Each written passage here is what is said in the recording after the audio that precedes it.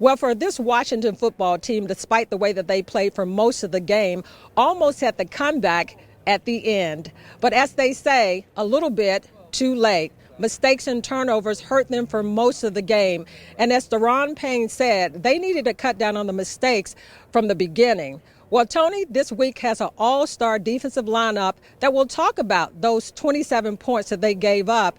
And Jason Campbell will talk about if they should have made a quarterback switch at halftime. We'll talk about that and a lot more as Tony McGee's Pro Football Plus is coming up next.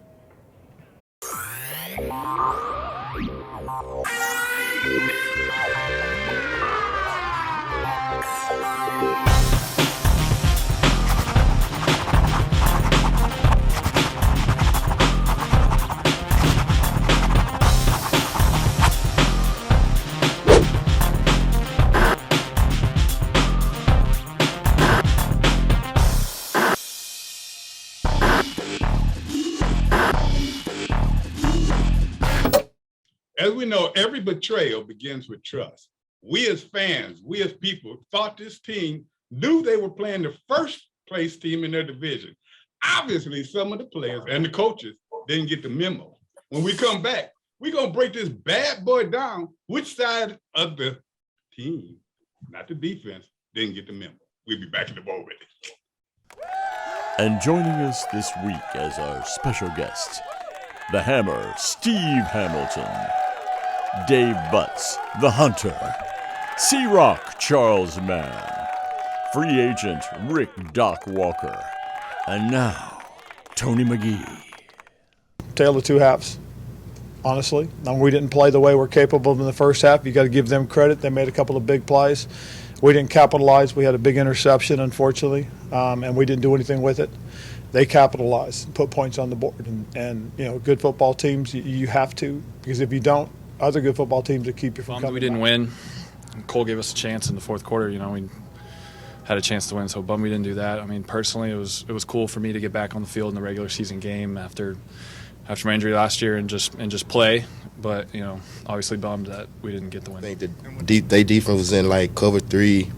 But I've been seeing Diz like jump on routes. You feel me? He got like 8, 9 picks. So I've been seeing him jump routes, and there was a double move. So I knew I had him. At halftime, coach got us right. So now we know we just got to stay focused from Monday to all the way to Sunday for Philly. Next play, you know, it happens. Shouldn't happen. Can't happen. But you just got to shake it off, keep playing.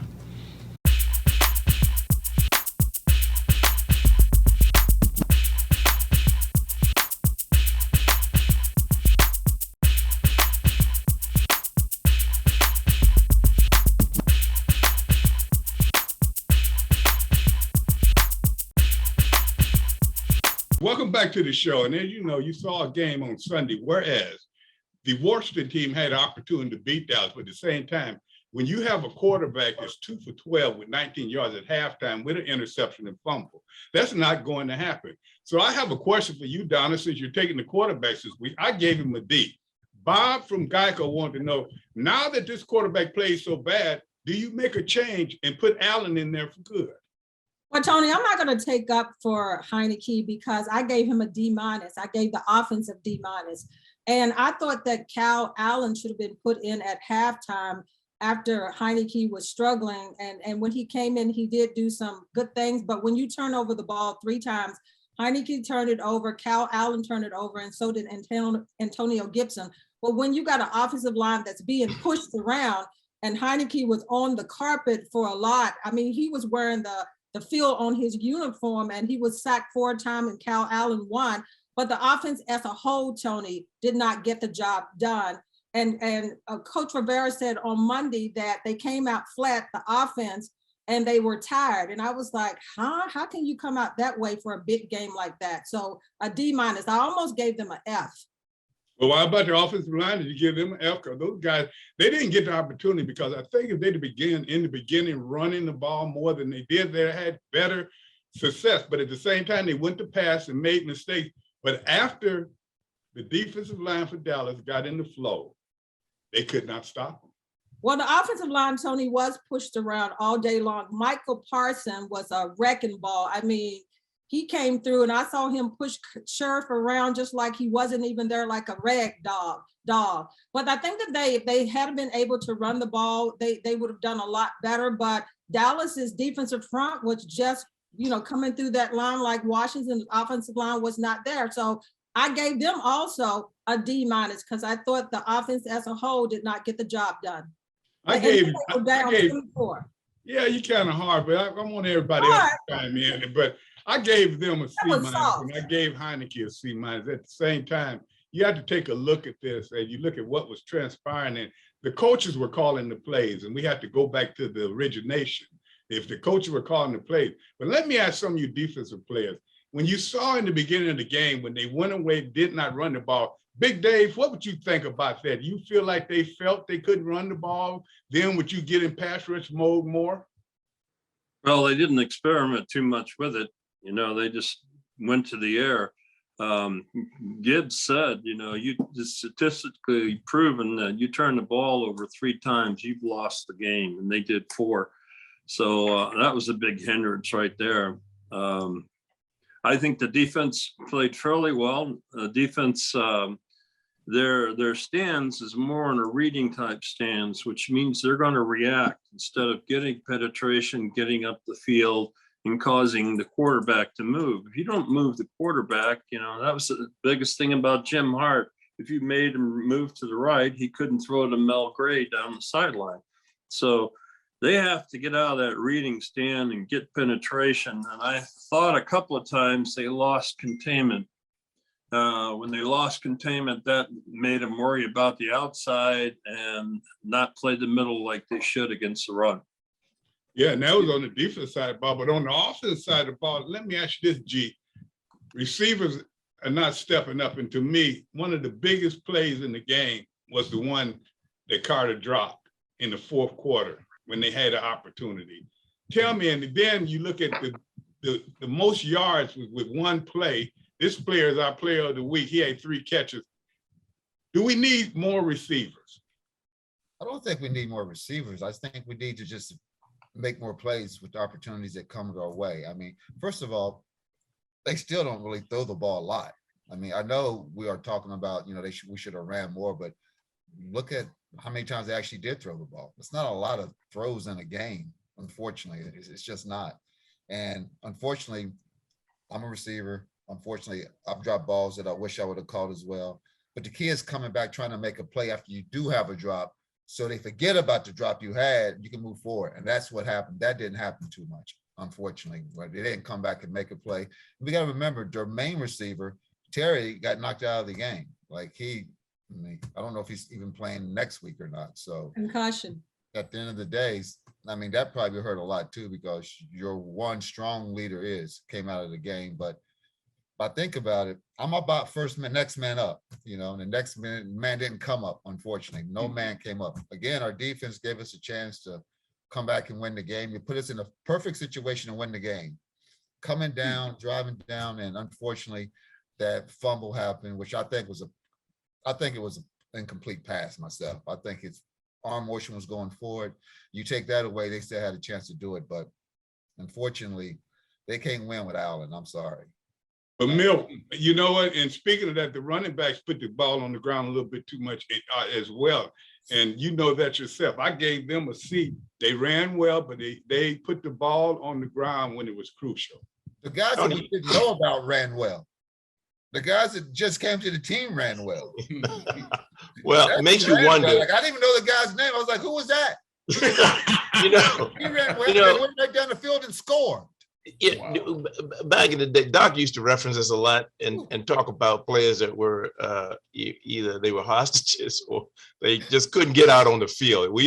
They're seen in practice, but that would be about the last time. Yeah, I thought there was some good backup running. I've been screaming for Jared Patterson, for the last 4 or 5 games. He just needs some reps over and over again. But let me just say this, Tony. Tony, I gave him a D, the running game. Yes, we had 100 yards. But as I said 2 weeks ago, you cannot, Antonio Gibson put the ball down in the red zone. You cannot lay the ball down. You cannot, period. And certainly playing against Dallas, it was an important time. It was a momentum swing in that when he put it on the ground. And so I didn't think the running game did a whole lot to draw attention to themselves other than that fumble. And so 100 yards, yeah, but that's pale compared to the fumble, the timing of it, no consistency in the run game. And we can't hold this to the running backs per se, ultimately, because I don't know that running is part of the OC's pedigree. And so, we do see the ball being passed more than run, but I think we could make a steady meal out of running if we could run. Keep in mind, we were down 11 zip. And as soon as that happened, I said, okay, well, the run game's over for today, because even if we were up 11 zip, For the first time, maybe we're going to see told the truth. For the first time, Homer told the truth. No, he didn't tell all the truth. Wait a minute. Now, Homer knows if anytime your team is scared, he talking about it wasn't a running back. A running back dropped the ball when they were going down to win the game. He hadn't ran that well, but I'm going to ask the defensive lineman, Charles, when you see a team that's afraid to run the ball, do you lick your chops in and go upfield most of the time? Well, I don't know if they were afraid to run the ball. I just don't think when you have so many, and I'm not making any excuses, I think it's really a sad sight when you see a coach saying that his team was tired and using that maybe as an excuse. I don't believe in that. But, this is the NFL. You have to play, you got to run the ball and you got to pass the ball. Yep. And you have to do both. And if you do one more than the other, the team is going to lock in and be able to stop you. So you got to mix it up. Scott Turner has to take a little bit of the heat here. I keep pushing it on him because you got to understand your players and then you build the team around what you have. You can't play Tom Brady offense when you don't have the quarterbacks to play Tom Brady offense. So you've got to, you hide people. You hide them. You got a weakness here. You don't expose it. Yeah. You cover it up. And then this whole thing with not letting the running back run the ball after he's given up the ball, okay, you want to punish him? You're going to punish him and you're going to punish the team and you're going to lose because he's our best threat, unfortunately. I'd make him hold the football 24 hours a day from now on until the end of the season. That's what I'd make him do. If he ever was not with the football in his hand, I'd make him go run. I'm serious. I'd make him hold that bench. See, I'm like the coach on that. When you drop the ball in a crucial time like that, I paid you to hold on to that ball. So let's see you hold your seat on that bench until the next time. But that's what they're doing, but that caused them to lose. Put his butt back out there. I don't know. I don't know if that caused him to lose as much. Well, that's one of the reasons he was starting to get rolling. He needs to carry the ball, 20 times. And then you're going to punish him every time he fumbles the ball. Well, guess what? Now he's going to have a mental block, and he's going to fumble the ball again. But maybe they don't run the ball as much, Doc, because our tight end, they miss Logan Thomas, and these other tight ends aren't really standing up. Doc, tell me what you saw in the game with the tight ends. Well, Ricky Seals, he didn't replace Logan Paulson. He has been playing well as a receiver. He dropped one that came to him. If your receiving game is off, your blocking game's got to be elevated. Otherwise, you're a zero. So you get no push. I got DeMarcus Lawrence. I got Carlos Watkins. They playing for the first time this year. You don't have your sea legs. They're going to be enthusiastic. But if Turner realized that, let's attack the guys that are playing their first game in over a month. I don't run away from DeMarcus. I run at him. He made the play of the game on the double tip, and it was tipped twice because our quarterback has a height problem. That play scores. They had the slip screen set up, zero blitz. They had it. But the fundamentals of cutting a guy, if I got to cut Charles, I got to get him on the ground. If I don't get him on the ground, he tips, pick, score, or give him yardage. We fundamentally broke down. So our basics, our formula was run, hog the ball, use Taylor Heineke's arms sparingly, exercise his legs. We didn't do any of the above. So I just think the guys didn't get the job done. And Prescott, and Zeke, they didn't have your body. They beat you hurt. They beat you hurt. They played an awful game. Fuller's got to catch that pick in the first quarter. That could have turned it around. The defense only gave up 3 on the first drive.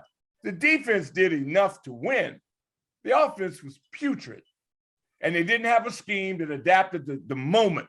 And they didn't feel it. I don't like guys calling the game with their card.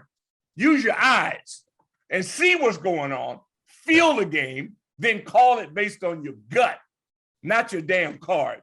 Because the Cowboys didn't care about that. And they have the next LT. And you couldn't be. He went over your prize bull at $18 million a year. He bum rushed him. So they told Dallas said, hey, our coach said we're going to whoop your ass and we're going to defend our coach. Our guys were sucking their thumb. You know, and I agree with you totally on that. Hammer, welcome to the show, man. We ain't seen you in a while. You got Hammer here. Hammer, if a coach before the game said we're going to beat your team, what is your mindset? Well, you got to change that, right? I mean, at the end of the day, Charles, like you were saying earlier, looked like everyone just smiled about it and said, okay, let's just go out and play the game, right? You should take that personally. And because it's a game, but it's a game of men, right? And it didn't look like that on Sunday. So you're supposed to step up regardless, just simply because you get called out. I mean, it happens all the time. We all know this on the field, right? What happens out there. But you have to step up and take care of your business. And didn't look like we took it serious. And we're going to do this show a little different. We're going to have conversation. We're going to talk about people. So I'm breaking right in here. As you have noticed, I got some of the greatest defensive linemen have ever put on Washington uniforms here. And this is our Geico defensive line show. And the reason I brought them in, even though this team is in second place tied, they will not be there for the defense, the defensive line.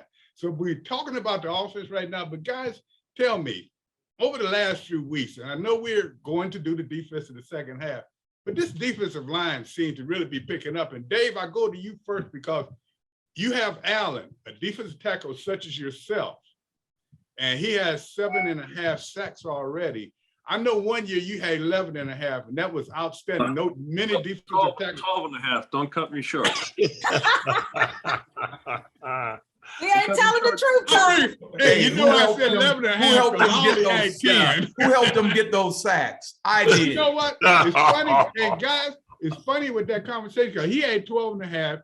Dexter had 10.5, and I had 10. Now that's on one team. Whew. So you know, when you look at our defensive line, are they performing the way they should? Well, again, we go back to their stance, their reading. When you don't get a penetration and when you don't get your guys off the line, they can also get position on you to make the hole bigger.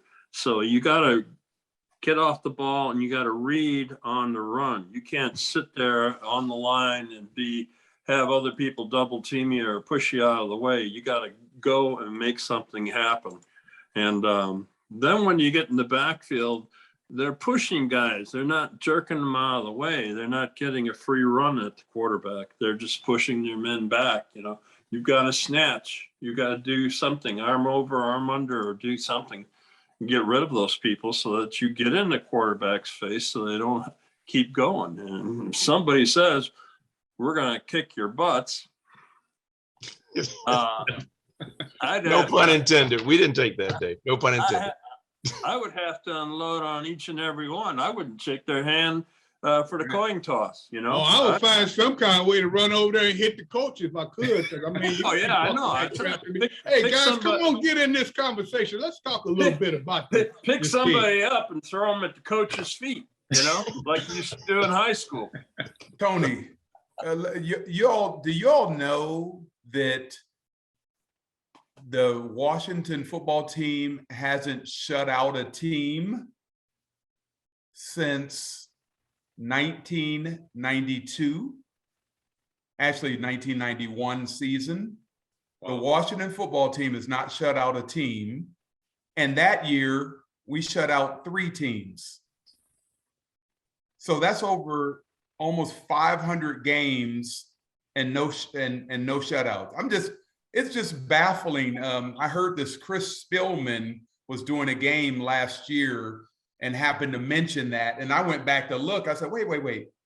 So 1992, when we went to Super Bowl 26, there were 3 shutouts that year that we accomplished. Now, when you think back of the greatest defenses, you never think of the Washington football team, or at least people don't. And yet we had 3 shutouts that year. And nobody shut out a team on this football team since then. Can you believe that? Yeah, but and another thing you can look at is we haven't had the same type of offense that we had at that time. And you look at this overall offense, it's just not, it hasn't been steady, it hasn't been consistent. So I ask any of you to chime in right now. Do you stick with Heineke? Do you look at Allen, or do you go another direction? Well, I know, Tony, that Taylor Heineke is supposed to start this coming Sunday in Philly against the Eagles, and Kyle Allen will be the backup. And even though Taylor Heineke has hurt his knee, but I think that somewhat his skill set gives him the better option to go with Heineke than Kyle Allen right now, of just the way they've been flowing and him using his feet. On this roster right now, I think that Heineke gives you the better option right now.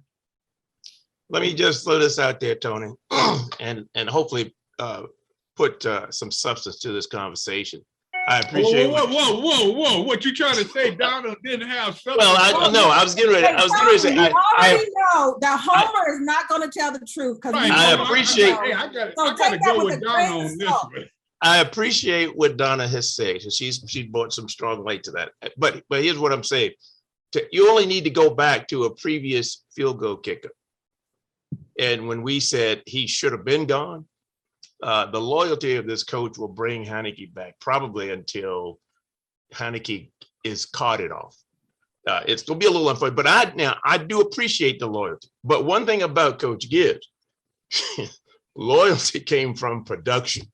When you were producing, the loyalty was locked in. And so I think, my personal opinion, I think Allen right now, Kyle Allen probably gives us a better chance to win, because if Philly doesn't duplicate Dallas's game plan and expect to see it, they're going to do the same thing. I do believe this. They're going to say, you beat us with your arm, and they're going to bring everything but the kitchen sink, because we've proven. And you have a hurt knee, Heineke, starting quarterback. No, I'm going with Kyle Allen this week. That's me. Milton, okay, I got to take a break here. Let me ask Gary, you did answer that question. Do you bring in another wide receiver? You got to get your wide receivers a lot better. Before we go to defense, I need for you to tell me, one of the best in the game, 7,000 catches, going to the Hall of Fame, big time player. Tell me, can you come out of retirement, G? I truly do think the receiving core is okay. I don't have a problem with the receiver core. A lot of things is they're running what you throw them at the end of the day. I mean, they threw 15 passes and something like that. I mean, it's not a lot of passes, so there's not a lot to do, especially when I'm running 5 and 7 yard routes. I mean, I'm only gonna be so exciting. I just am. You can look at their yards per catch, what they get per catch. So, but number one, I call him number one. Number one can play. He had a drop, yes. I've also had drops, but I think you stick with Heineke. I think you stick with the crew that got you there, because I want to play with the guys that got heart, because I'll take heart over talent all day long, unless the guy has heart and talent. Like Charles, heart and talent. Tony, your heart and talent. Steve, heart and talent. You can't beat that shit. But if it's just talent and no heart, I'll eat talent's ass up all day long, twice on Sunday. Why didn't you say Rick Walker's name on that and Charles Mann? Rick's at a whole nother level. I'm still just trying to get on his Rick, he's in a class by himself. The janitor, man. The janitor. I'm going with number 8. I'm going because Heineke, his asset has been injured. Damaged. Yeah, so I want him to heal, because we're still this is a dogfight. You still have games to play. This is not the last game of the year. And Allen can run, but he gives the passing game. See, first of all, I put Cam Sims in. I ain't into this Curtis Samuels experiment. He can do that in the offseason. I've got to put Cam in play. And Humphreys hadn't been stopped yet. We got to get somebody that can deliver the ball so we can get quick strike. We got no quick strike ability. And if Terry doesn't play, dude, you're playing Russian roulette. And Philly is vulnerable. But we come out there messing around with a guy that they know cannot make certain throws. If I'm playing us, I'll blitz the hell out of him. Yeah. Well, you know what? Before we take this break, I'm going to tell you, he's exactly right about this. This offense have to be more aggressive. But now we got a defense that's playing a lot better, but you have so many players hurt. You got 4 defensive linemen down. You finally have linebackers that's starting to play and defensive backs to get it. But is it enough? And when we come back, we'll let you know.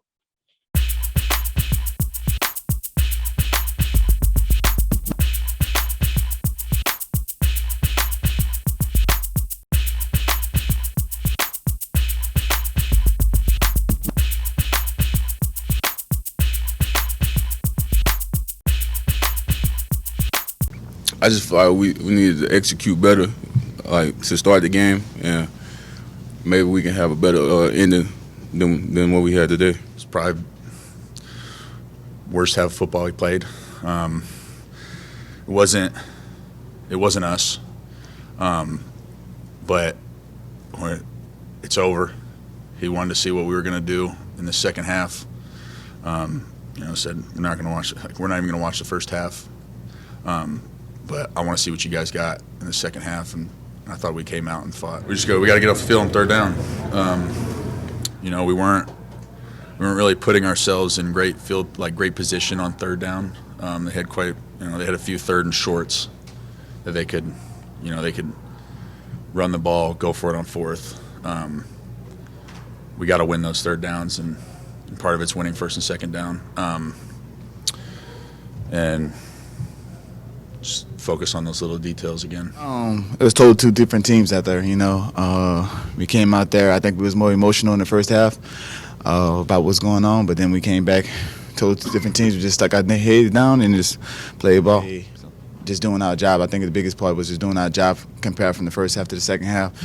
We just kind of stayed tuned to that, and when those opportunities came our way, we took advantage. We still control it, man. We just got to keep stringing them along.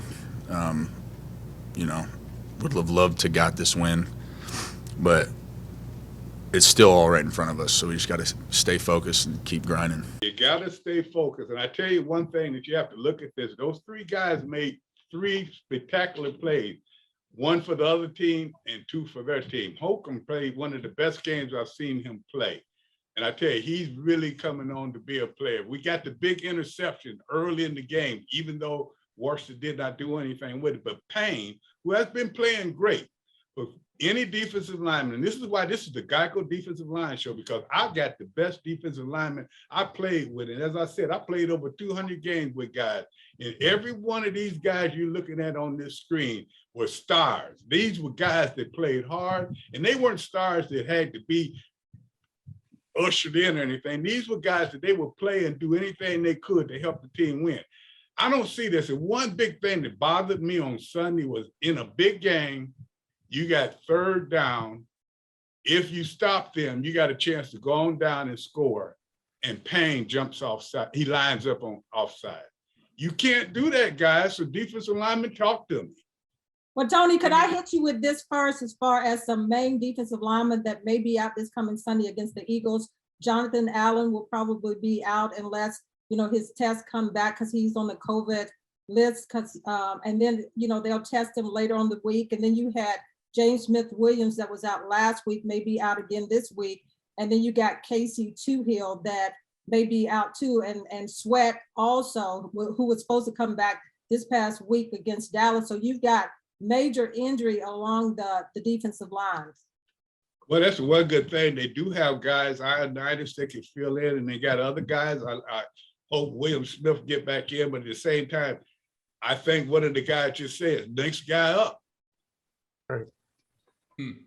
Oh, don't get Tony, quiet on me, guys. What? Talk to him. Tony, it's amazing to me. I think you need to have pride, and I don't know if these guys have the kind of pride I'm talking about. you first of all, you're around your peers. So these are guys on other teams that are watching your film and watching your tape, so they know exactly how you're playing. You're making millions of dollars, and so everybody's going to scrutinize you. And I just don't feel like there's not a lot. It doesn't seem like there's a lot of leaders on this team. I can name so many leaders, even on this Zoom call. We were leaders, and I just don't know. I was listening to the sound bites. Sounds like Cole Holcomb is a leader, and that's great for a young kid. He's only in his second year, right? Or third year? Is it third? This is his third year. Third year. But yeah, so out of UNC Chapel Hill, that's great. He's playing awesome, and he's dropping back. He's doing the things he needs to do. But I just want to see more leaders. Deron Payne, come on. Jonathan Allen is a leader. And, he's proven that not by his words, but by his deeds.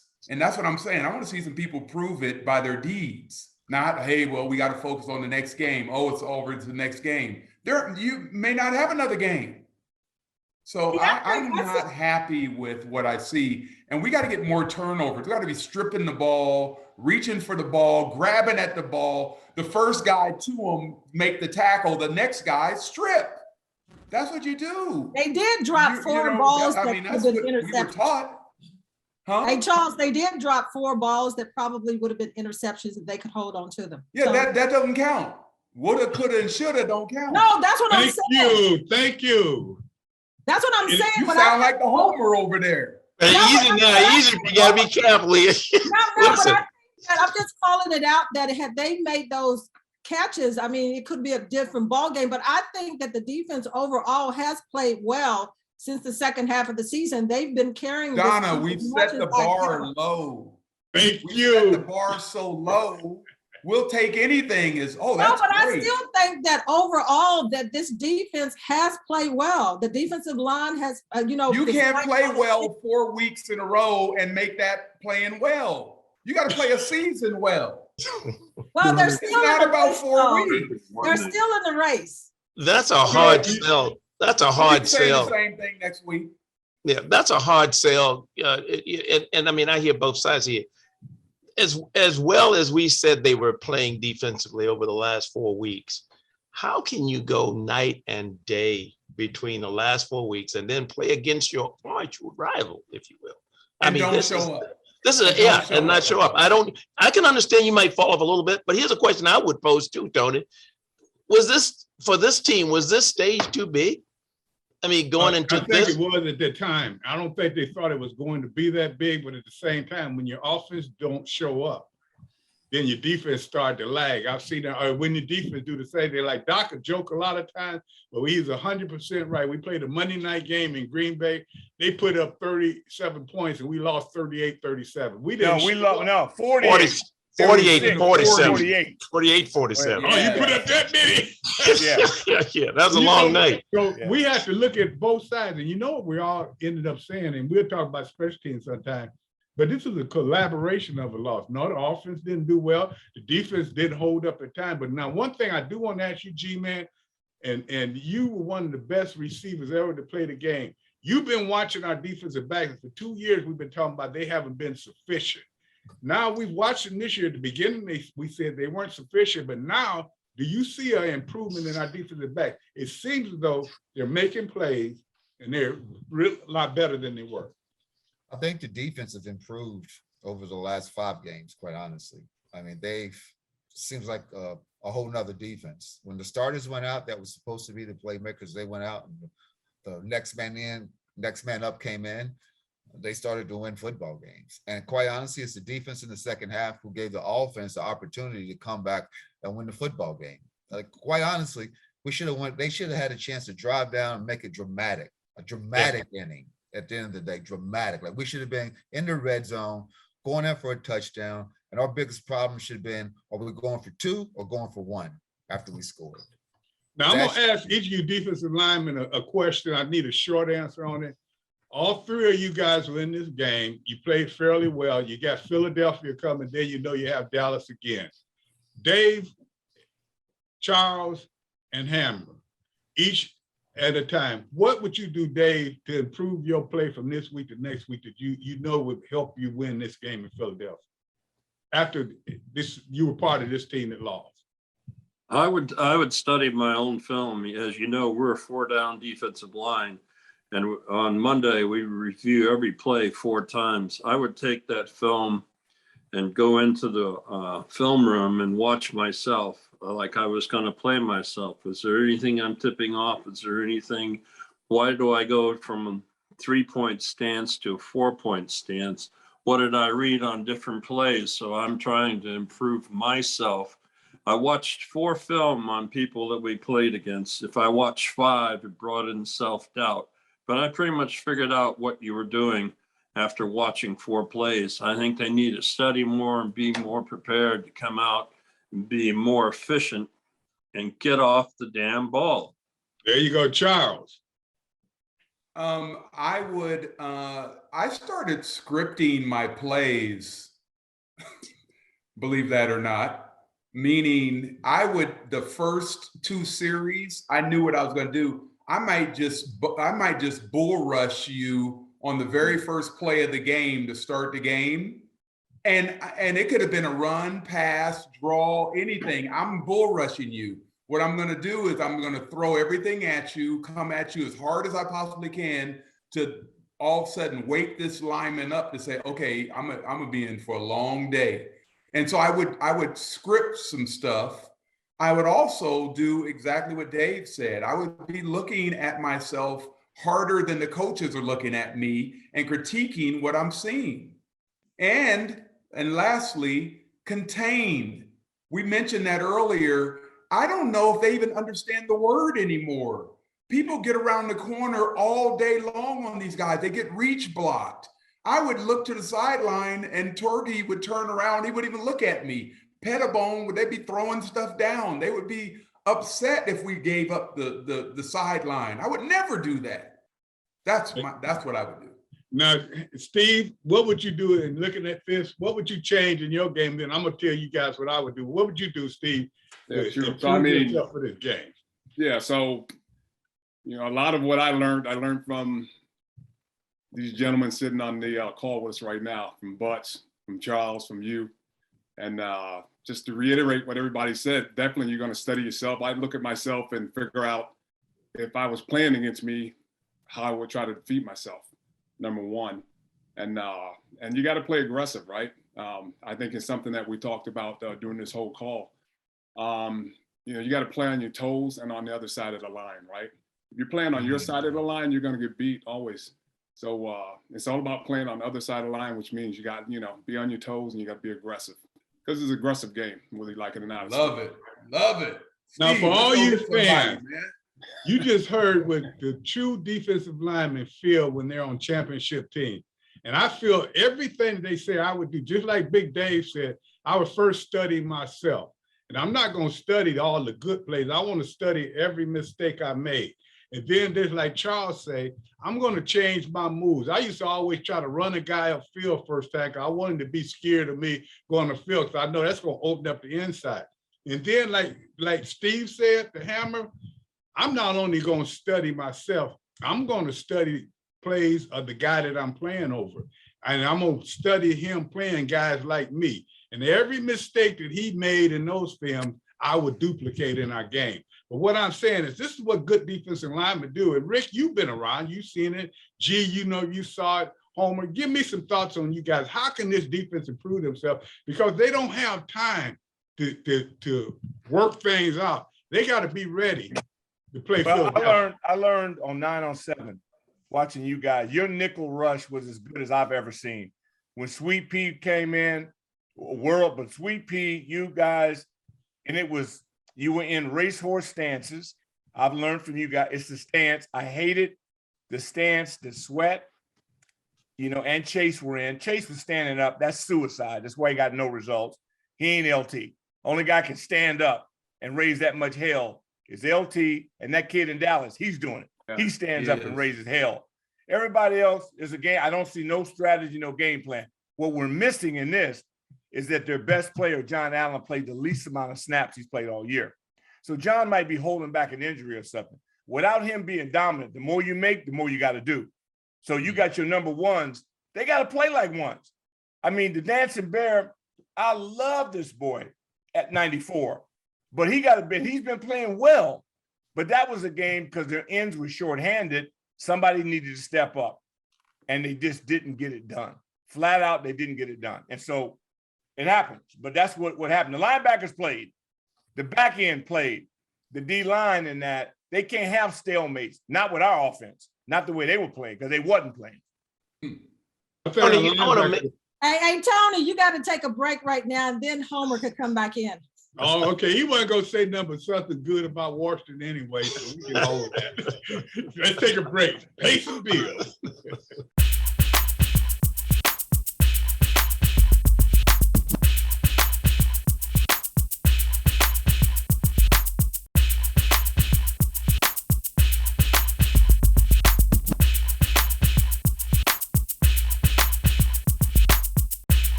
As you know, this is the Geico Defensive Line Show. So what are we talking about? What does this defensive line need to do against a Philadelphia team that's somewhat similar to themselves, trying to find themselves with a pretty good defense, but not playing up to where they should be, but very dangerous. Each and every one of them, I'd like to find out. Going into Philadelphia, and I want the offense's opinion and the defense, what does this team need to do, accomplish to win this game? And we're not talking about Dallas down the line. We're not talking about getting in second place. We're talking about against Philadelphia. Defensive linemen, tell me what this defensive line need to do. Offensive people, tell me what your people need to do. We got about 8 minutes to do this in. Let's roll. Start with you, Donna.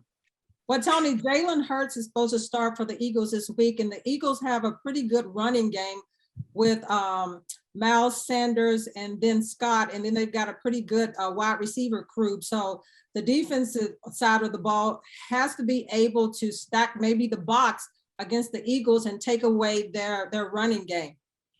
Dave, those two big defensive tackles, we've been raving about them, and they are good, Payne and Allen. You were one of the greatest to ever play. What do these two tackles have to do to win this game themselves? Well, Philadelphia has been noted to be very physical. They were very physical while we were playing. They need to get penetration to stop all that backfield movement. A lot of guys pulling in the backfield. So if they could get up and shed their guys, they're going to improve greatly. Charles, you brought up a point, and it looked like it's been lost in the game, not just with this team, with other teams. Containment. Now, Philadelphia have a quarterback that wants to get outside, not just to throw, but to run. So how could this team, and what do these defensive ends need to do, especially since we're down to the third string defensive ends? Well, first of all, everybody needs to play gap defense. They need to stay in their lanes. They may want to have a spy, one of the linebackers spy on third down and obvious pass situations. But also, what I would do is I would do a lot of rip and Liz. I would be sending players. Part of what Dave keeps talking about is getting penetration, getting off the line of scrimmage. Well, a lot of times if the middle linebacker would touch the fanny of the tackle and touch him on the right side or touch him on the left side and send them, make them go somewhere so you don't have to play two gap. So you shoot that gap, the linebacker shoots the other gap, and that's how you get penetration. I don't see them doing that. And that's a game inside of a game where you don't have to take your corners and safeties and all that. You're just ripping and lizzing in between the game to make something happen. And what these guys you players don't know, the ripping and lizzard defensive moves that the linemen make to make things happen. And saying that, Steve, as I remember you one of the better linemen. You could play all the run in the pass. That's the same thing with you and Charles and Dave. What do they need this week from their linemen? Like, you had Chase, who stood up, wanted to get upfield. Then you had Smith Williams, who he was more fundamentally sound to me. But at the same time, as a player, what would you do to make sure you are guarding against the run and the pass against this Philadelphia team, because they're dangerous with both?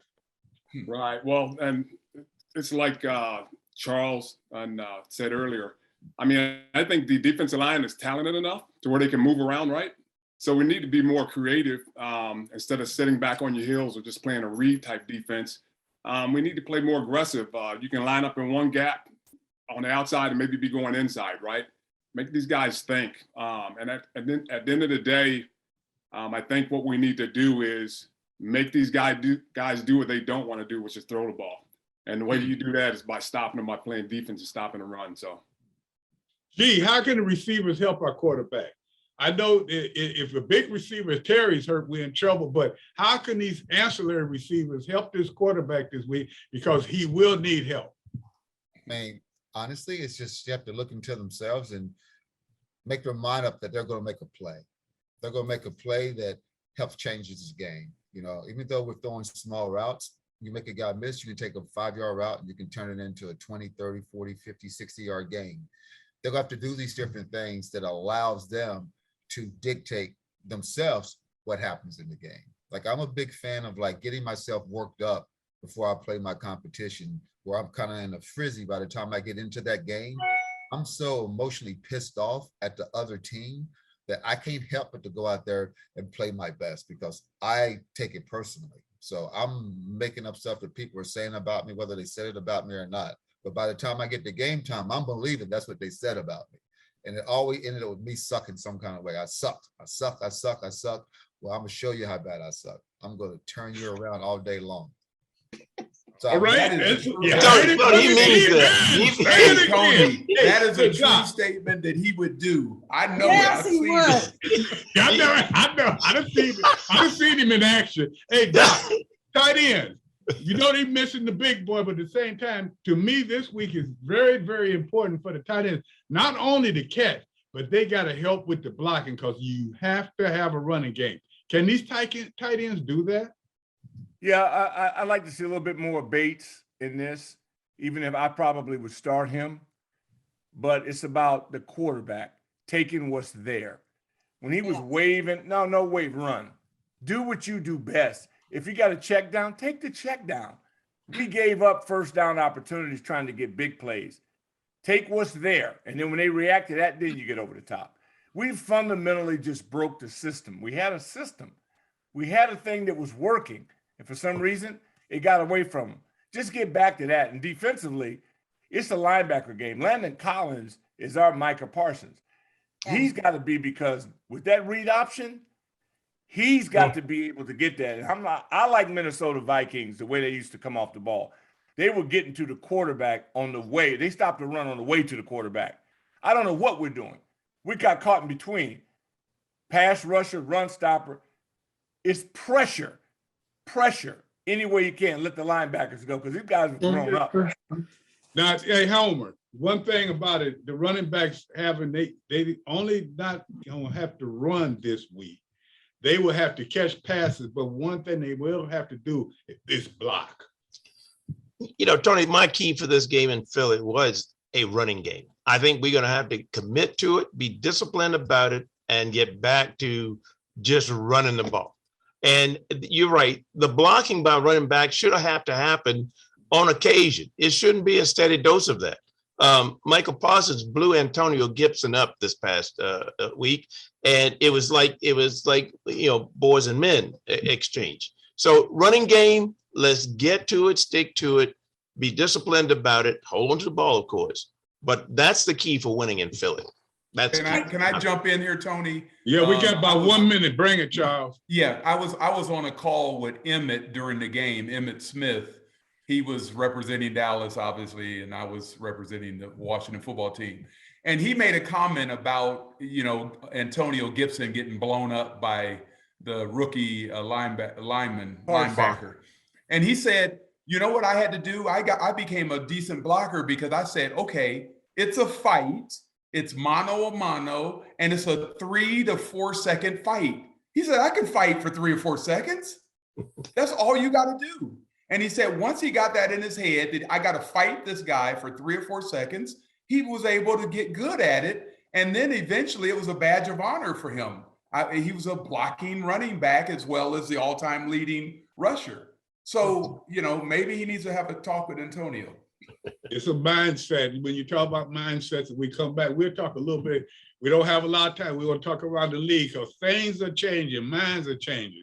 People still talking Tampa's good in Arizona, but other teams are coming up now. Now, when we start talking about picks, things are changing there as well. No, they're not. We'll be back in a moment.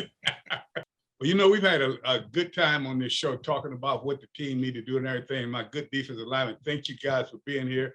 And before we close out, I want each and every one of you to give me a few seconds to tell me what this Washington team needs to do to win Philadelphia. We're not worried about any other game.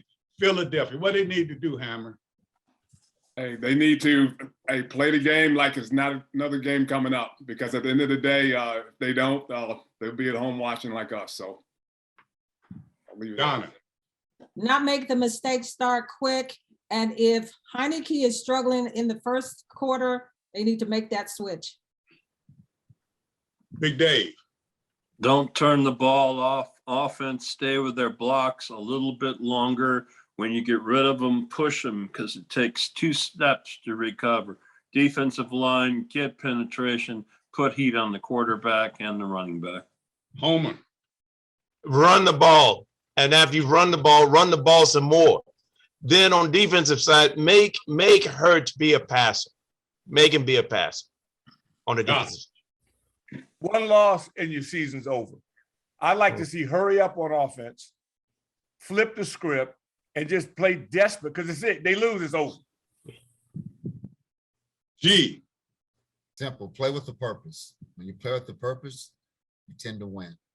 C-Rock.